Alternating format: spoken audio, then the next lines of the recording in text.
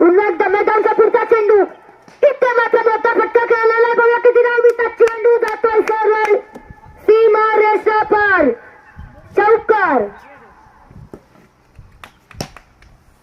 चांगली फलंदाजी होती इथे गणेश कडून. सलामीच्या जोडीसाठी आलेला गणेश अजूनपर्यंत टिकलेला आहे. गणेश भारी त्यांना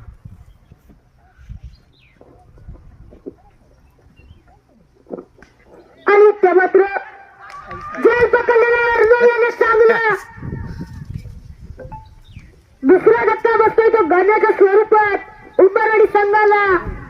मूर्तीलान कीर्तिमान अशा या छोट्या खेळाडूने चांगला झेल पकडलेला आहे.